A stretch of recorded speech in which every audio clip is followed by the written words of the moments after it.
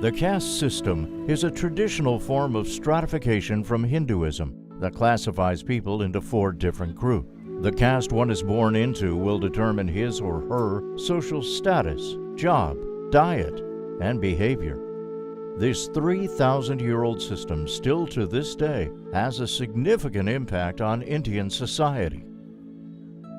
The socio-historical origin of the caste system dates back to the year 1500 BC, when the Aryans from Central Asia invaded India, creating the system as a means to control the local Indian population.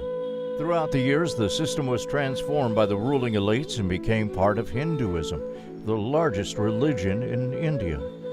In the 19th century, during the colonial period, the British saw the caste system as a way to maintain social stability and used it to their advantage. The Brits separated the peoples from different castes and targeted those from the lowest castes. As explained by the writer Shashi Tharoor, caste had been much fuzzier, a much more fungible identity in the past. The whole notion of the system being imposed as the only way India was supposed to be was because the British looked at it in this way. So the Brits, in the entire process of trying to understand India, classified and codified things. It was a means for controlling India. After the British left in 1947, the Indian Constitution was written, and the caste system was formally abolished. But this social structure is still affecting Indians to this day. The religious explanation for the caste system is that each caste comes from a body part of the Hindu creator god, Brahma. According to Hindu mythology, they believe that every human, they came out from one of the most prestigious and one of the creator god, Brahma. They believe that the human itself is divided into different kind of work. It's like your head. It's for thinking. So they believe the upper caste, which came out from Brahma's mind, was the Brahmins, which is the first caste. Second group of people, they came from his shoulder. They were the Kshatriyas. Kshatriya means those who can fight for you. So they believe from the stomach, Brahma's stomach, they came out with a third caste, that is the Vaishyas. These Vaishyas are the businessmen. Then they find out the legs. From legs, the fourth or the lower caste came out, that was the Shudras. Historically, there were 4 castes. Brahmins, Kshatriyas, and Vaishyas are known as the general castes, or upper castes, while Shudras was the bottom caste. One additional lower caste was recently added to the system, the Dalits, which I will talk more about later. The bottom castes are also known as the BCs, which stands for backward castes. Each caste is further broken down into 25,000 subcastes. Each subcaste has a designated profession that, theoretically, its members must follow. For example, Mali is a subcaste of the Shudras, and they are gardeners. It is important to know that caste determine jobs, but also social life. For instance, one is not allowed to marry or even have social interactions with someone from another caste, and people who do face discrimination. Today, the easiest way to know someone's caste is by looking at their last name. So if someone has the last name Mali, this means they are from the Mali caste. At first, people were assigned their caste according to their skill, and the next generation would inherit the caste from his or her parents. Initially, there was no social mobility, meaning that one would die in the same caste he or she was born into. Basically, the way it works is that if you're born a Shudra, you stay a Shudra, and you do the jobs that Shudras are meant to do. So like, the Brahmins are meant to, say the word of God, they're meant to advise the kingdom and people on religious matters. The Kshatriyas are the warrior class. They'll be the noblemen. They'll be involved in politics. They'll be involved in wars. But you can't have a Kshatriya convert to a Shudra, or vice versa. If you're in a caste, you stay in a caste. Those from the lower castes were not allowed to move up socially. After the legal abolition of the caste system in 1950, people were allowed to pursue any job. However, the caste system is still existent socially, and there is no social mobility. This has not always been like that. Back in the 18th century, when Maharajas ruled India, people were allowed to change their caste if permission from the king was granted. My caste, the gardener. Before 5-6 generations ago, my caste was the warrior. So my great-great-grandfather, he don't want to fight to kill the people. So they went to Maharaja. They saying, we don't like to take job. So they saying, what you like? Then my great-great-grandfather say, we like to farming. Then Maharaja say, okay, you are today our caste, the gardener. But now we can't change caste because now Maharaja don't have power. Now power is the government. So they can't change the caste. But we can change the job. Even though changing castes is not possible, it is possible for people to move up economically. There are some rich people who come from backward castes, as there are poor people from general castes. However, still today, the vast majority of the rich are from general castes, while the vast majority of the poor are from backward castes. The caste system also has its positive sides. It has helped to keep skills alive that are passed down generation after generation. Actually, it's my family traditional, we do the painting, and in studying my great-grandfathers, they work for the royal families, for the wall painting in the fort and some of famous old temples. So last 7 generation we do same work. Miniature painting. Miniature paintings. Yeah. And do you do it because of your caste? Yeah, we come from especially caste that will be specialty to do painting work. I'm born in my family, so then I'm younger. So I just see all time the work, the paintings, colors in my house. So my hobby also convert in like this way. So that's the reason easily to be pick this line. It's big help because my brother, my uncle, my father, they all are do this job all day.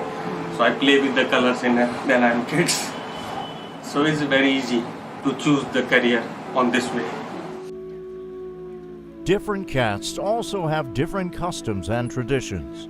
For instance, people from the 2 highest castes, the Brahmins and the Kshatriyas, are not supposed to eat meat, drink alcohol, or smoke. These habits are viewed as impure and should only be adopted by the lowest castes.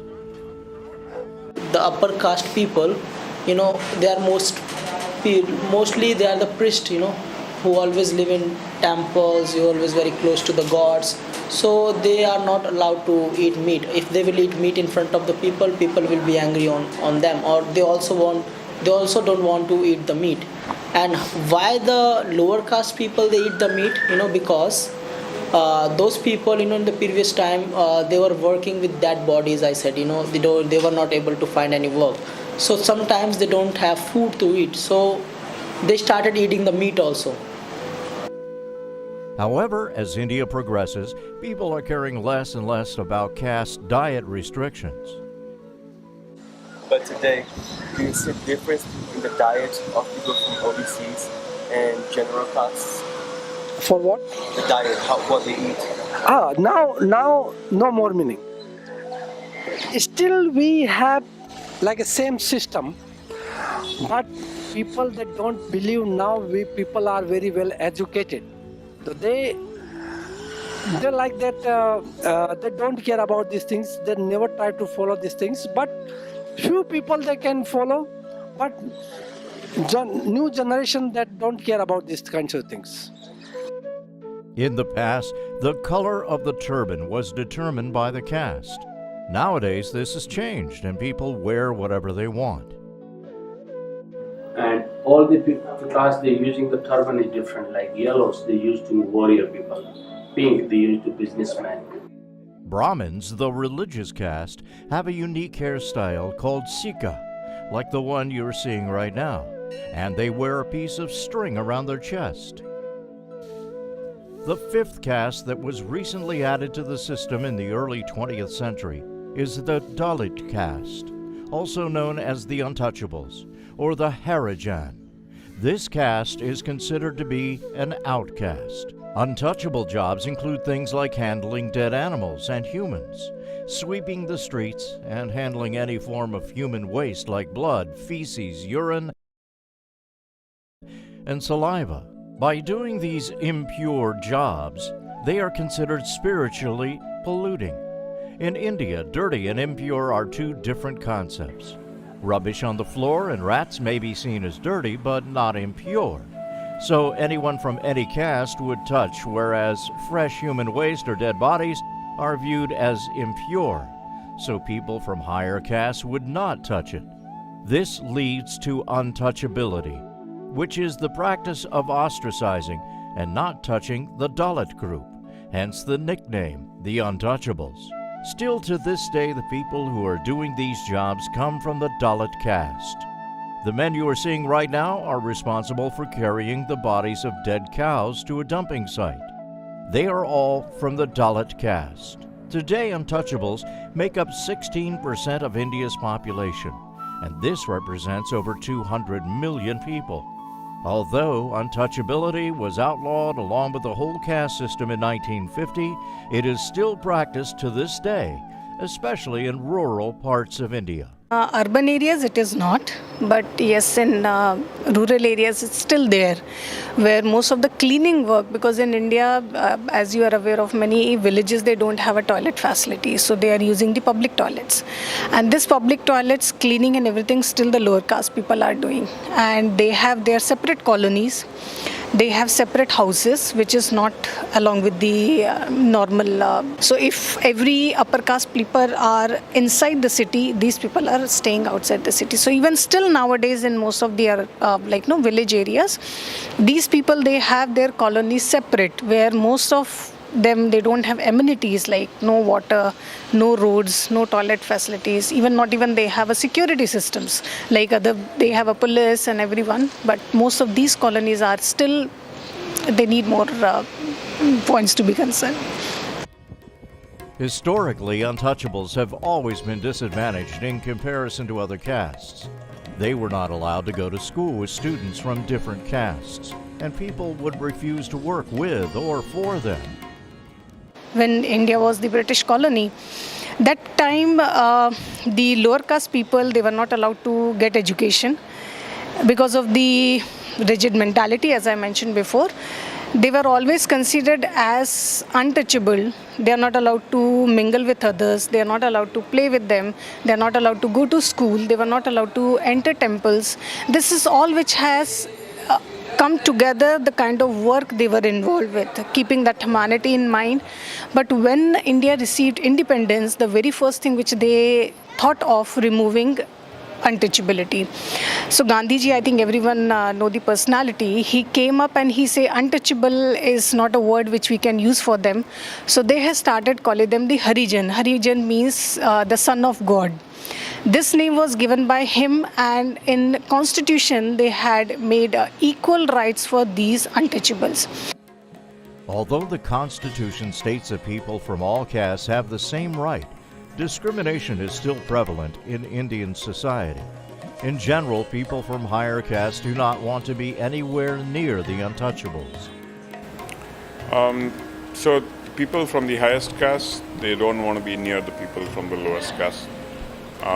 So that the four castes, the highest caste were the Brahmins, the people who were into intellectuals. The second was the warrior caste. The third was the merchants, and the fourth was the caste that used to do all the manual work. So say the merchants and the warriors, they would get along, the warriors and the Brahmins would get along, but the Brahmins wouldn't want to mix with the lowest caste. Until the 1950s, Indians from upper castes would not go to restaurants because they were afraid untouchables worked in the kitchen and could touch their food. But as India develops at a fast rate, people's mindset is changing in regards to caste relationship. An intercaste friendship that would be considered inappropriate 20 or 30 years ago is now becoming more and more normal. This new generation is the most open-minded generation ever in regards to the caste system. I have 4 or 5 friends who are from lower caste, so I don't care at all. Let's say for lower class family, I would love to have a friend like you. If you're, try to be with me, if you try to lie with me. So I have a lot of Muslims. I have Muslims friends. I have lower class family friends. So I don't care at all because I am open-minded, I can say. Still, there are some people in my villages who discriminate me because I have lower class family friends. Who discriminate me because say, oh, come on, just leave it. No, you are from a very high class family, so you are not supposed to make those friends who are from lower class. But I don't care at all because I'm very open-minded. In 1997, K.R. Narayanan was elected the President of India.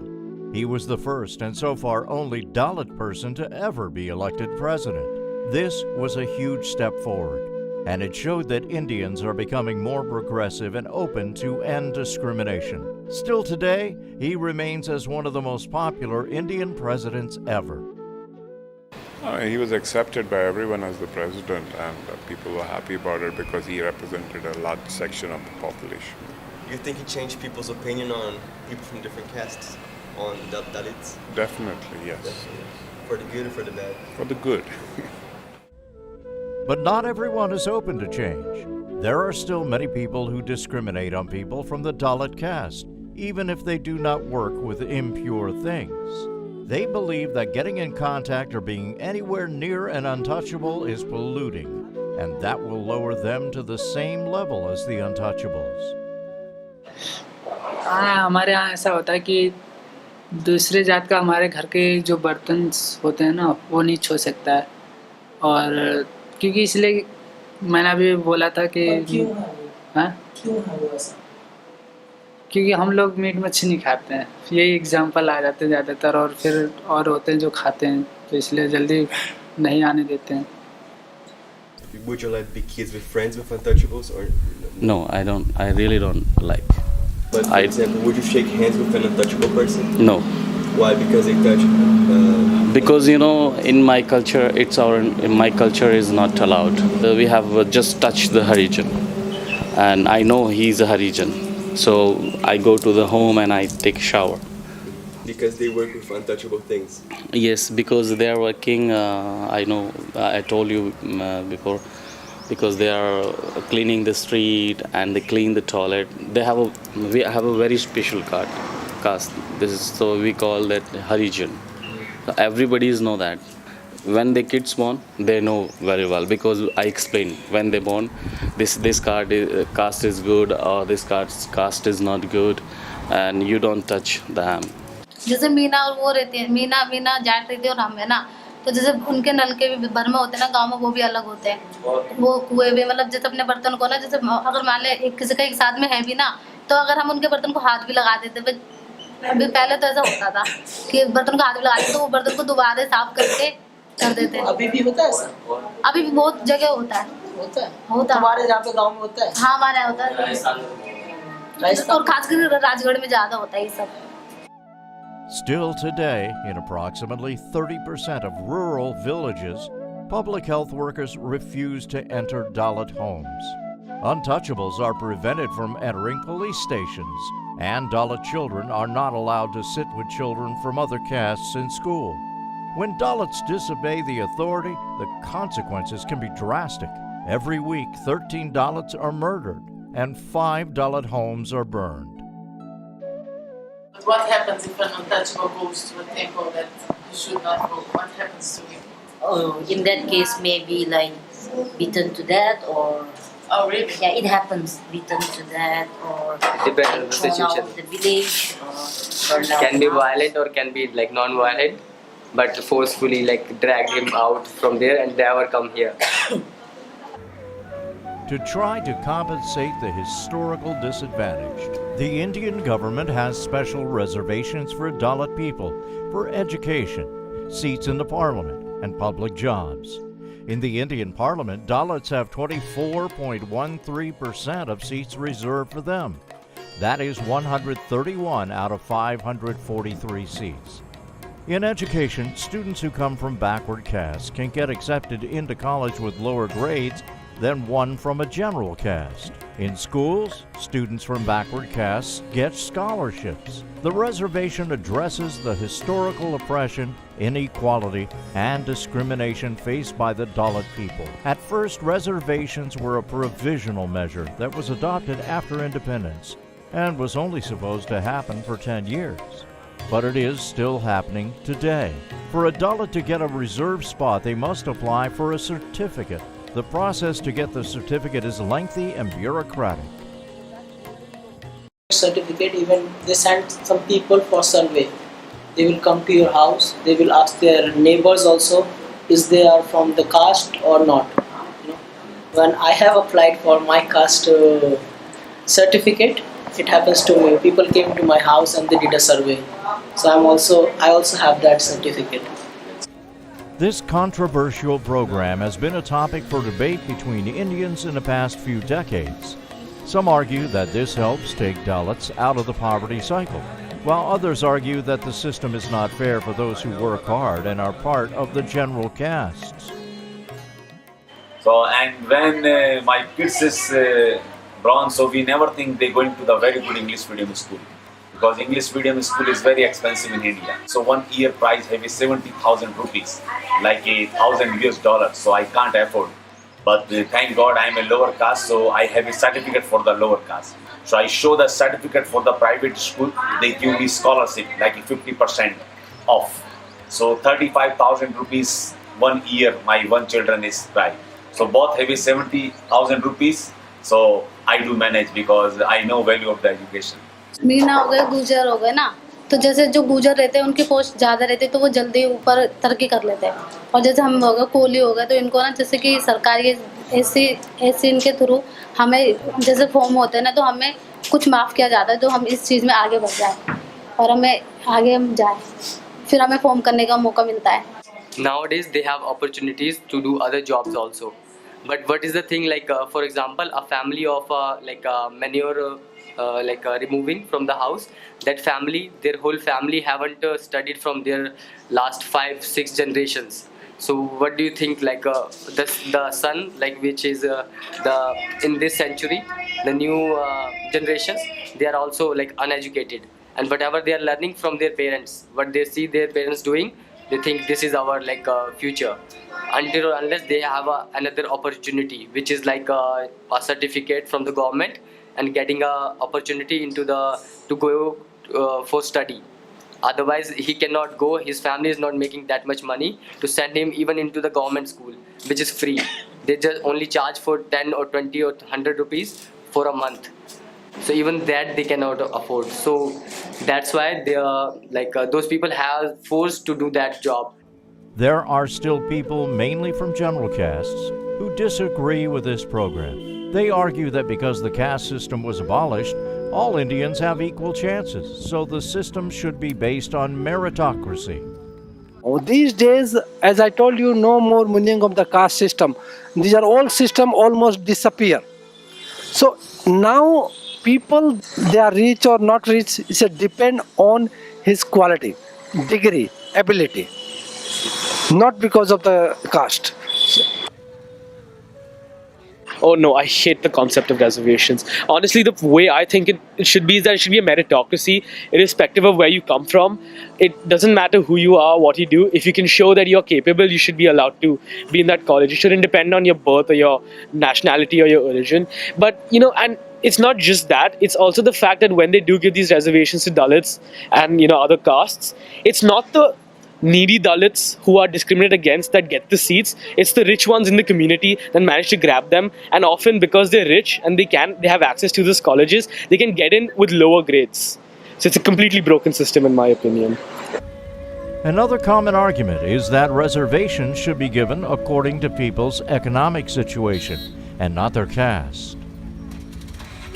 This should be based on economy, not based on caste. So if you want to give reservations to those who are economically poor, not those who are based on the caste or the society. If Romeo and Juliet were set in India, there would be no Montagues or Capulets. Instead, there would be people from different castes. According to the Hindu tradition, marriage should only happen between the same caste. This was ensured by arranged marriage, a tradition where the parents choose their children's partners. Like 20 years before, just like rules, the parents go to her house and they choose the girl. Yeah. and they didn't see the boy. But now, after 20 years ago, the people doing the same caste, but the people talk each other, boy and girl. They The meet. boy and girl is the happy, then parents get married. But that's- before, it is the just like a parent choose. Now, as India develops and people are becoming more broad-minded, we are seeing more and more intercaste marriages. Today, 5% of all marriages are intercaste. I'm a lower caste and she have a high, like a middle caste. So when we get married, it's trouble in my life. 2 years, her father and mother say, get out from here. And my father and mother say, why you not married with similar caste women? It is the trouble. Did your parents attend your wedding? Did they go? No. No. It's secret. Secret? Yeah, Like a secret. Yeah. Even so when I got married with my husband, I lived 1.5 months in my mom's house. And he is always pushed me, please meet me, please. No, my mom is not happy. So 1 month I not meet my husband. I just call on the phone. I asked to my mom, I love Rishi and I went with Rishi. But my mom said, no, it's a different community and it's a lower caste, it's not okay. Yeah, he is my Romeo. I'm Juliana. Yeah. Today, only 1 in 5 millennials are against it. But especially in the rural areas, it is considered shameful to marry someone from another caste, and the consequences range from getting ostracized to beaten to death. But do people still marry people from different castes, or never? No. Never. It doesn't happen. No. And what happens if they do marry? Then they kick out from societies. In some extreme cases, young people have committed suicide after their parents prohibited them from marrying someone from a different caste. To try to make intercaste marriage more acceptable, the Indian government provides many facilities to intercaste couples. If you have an intercaste marriage, the government of India gives a lot of facilities. For example, if I marry anybody from another caste, I get a better privilege and my children get better privileged than any other children. So in India, as a government, the government promotes it. But some people think the other way, but it's changing rapidly. The caste system is connected to almost everything in India, even its health problem. In the Indian subcontinent, India is by far the wealthiest and most developed country. Yet, they have a higher infant mortality rate than Myanmar, Bangladesh, and even Nepal. The reason for this has a direct link to the caste system. India's sanitation is still poor. 732 million people do not have access to toilets, and that represents 56% of the population. Traditionally, Indians have always defecated in the open. Open defecation is when people relieve themselves in a field, a roadside, a riverbank, or a forest, for example. They do so not only due to poverty, but also because human feces are impure, and they should not be inside the house. Today, around 50% of Indians defecate in the open. This rate is 10% higher than the rate in some of the poorest sub-Saharan countries like the Democratic Republic of the Congo and Uganda. The problem with open defecation is that no one will collect the feces. So after it rains, the bacteria will fall into water, streams, and crops, thus polluting them. The local population who depend on those resources are going to eat and drink contaminated water and food, which causes many diseases like guinea worm, typhoid, cholera, and dysentery. There is a type of toilet that is used to solve this problem. It is known as a pit toilet. This pit toilet has a latrine that is connected to one of 2 pits. People will relieve themselves and the feces will travel to the pit through the pipe. The pit will take 2 to 5 years to get full depending on the size of it. After one is full, the family will start using the other pit. All they must do is connect the pipe to the empty pit. When the second pit is full, it will be enough time so that the feces in the first pit have decomposed, and this becomes manure. This makes it both spiritually clean and safe for people to handle. People are aware that human waste, after decomposition, it is converted into manure. That's a good manure. But they don't want to touch the fresh human waste.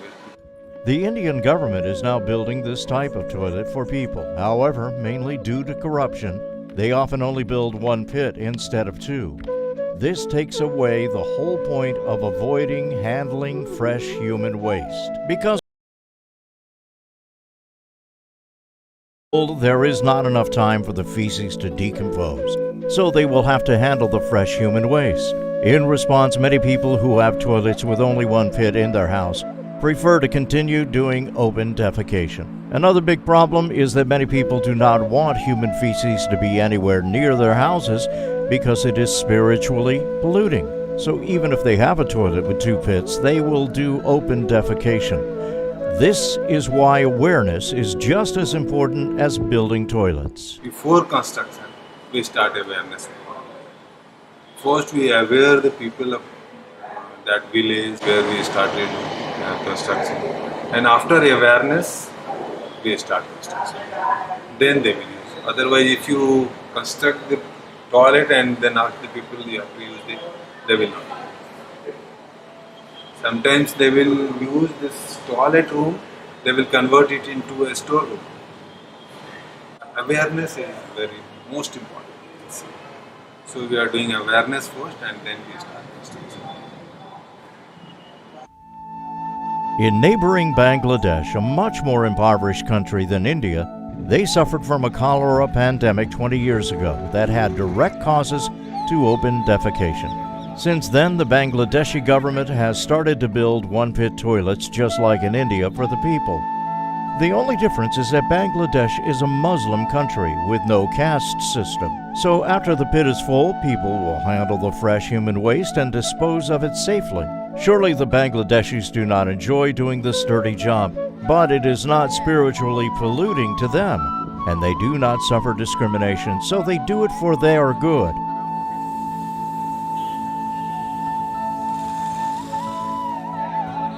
The caste system is becoming less critical to Indians now than what it was during the colonial time, but the discrimination is still there. It is affecting everyone in all aspects of society, and as long as this system stays in place, inequality in India will persist.